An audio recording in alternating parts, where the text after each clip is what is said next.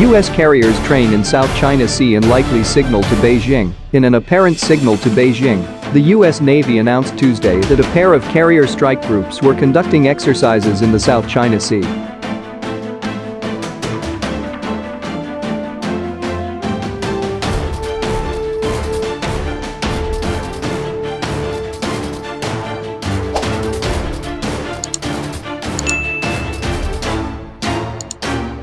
The move, a show of strength apparently meant to signal the new administration's determination to stand firm against China's steady encroachment in the strategic waterway, comes just days after the destroyer USS John S.McCain conducted operations in the vicinity of the Paracel Islands, a disputed archipelago in the region claimed by China, Vietnam and Taiwan.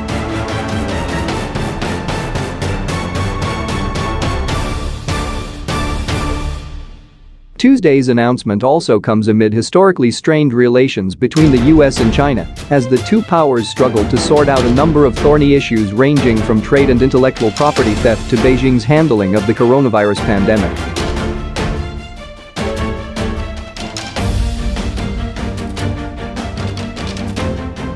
In the latest operation, ships and aircraft from carrier strike groups led by the USS Theodore Roosevelt and the USS Nimitz coordinated operations in a highly trafficked area to demonstrate the U.S. Navy's ability to operate in challenging environments, according to a statement from the U.S. 7th Fleet.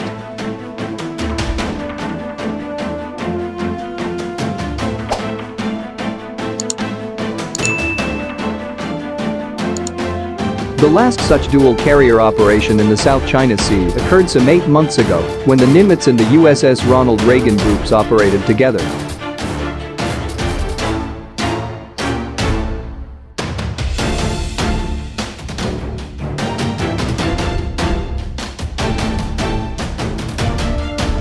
Strike Group 9, led by the Nimitz, is commanded by Rear Administration Doug Verissimo. Strike Group 11, with the USS Theodore Roosevelt, is commanded by Rear Administration Jim Kirk.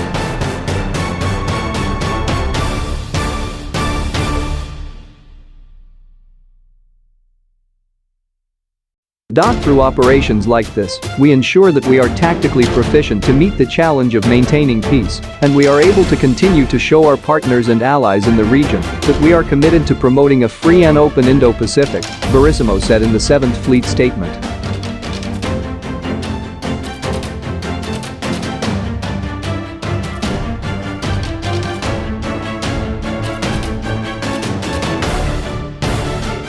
In recent years, the South China Sea has become a hotbed of Cold War-style showdowns between Washington and Beijing.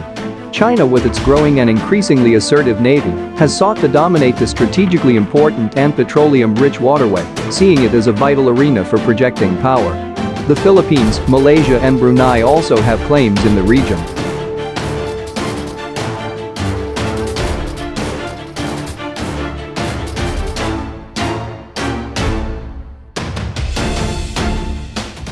Responding on Tuesday to the U.S. carrier operations, Beijing's Foreign Ministry spokesperson Wang Wenbin said China will take necessary measures to resolutely safeguard national sovereignty and security in the South China Sea.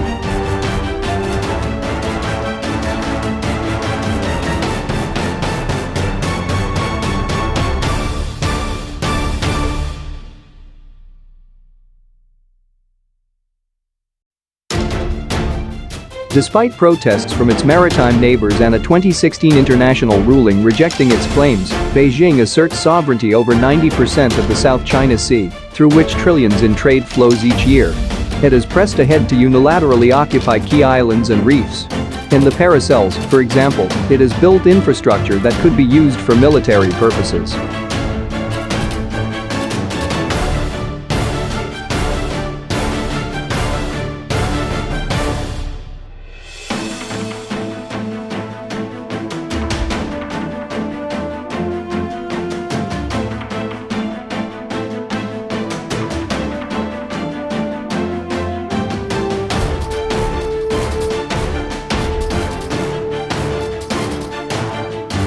The U.S. has responded to China's muscle flexing with a series of freedom of navigation operations conducted by U.S. ships and planes aimed at reinforcing internationally recognized boundaries and challenging Beijing's maritime claims.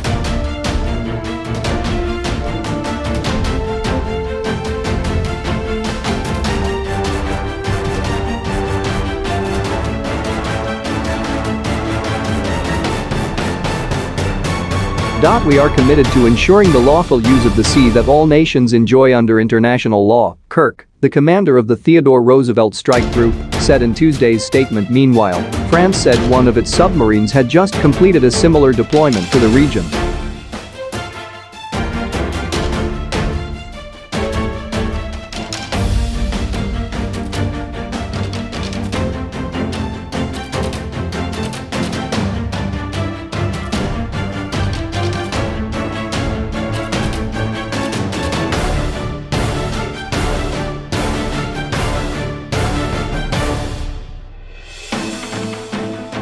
French Defense Minister Florence Parly tweeted Monday that the nuclear attack submarine Emirate and naval support ship Seine had been in the area since September, to affirm that international law is the only rule that is valid, whatever the sea where we sail.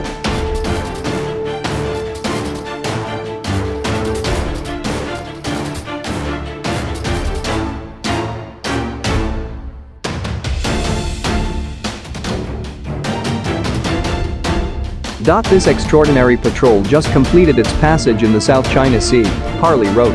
This is striking proof of the capacity of our French Navy to deploy far away and for a long time, together with our Australian, American and Japanese strategic partners. China's foreign and defense ministries made no immediate comment on the statement from Paris.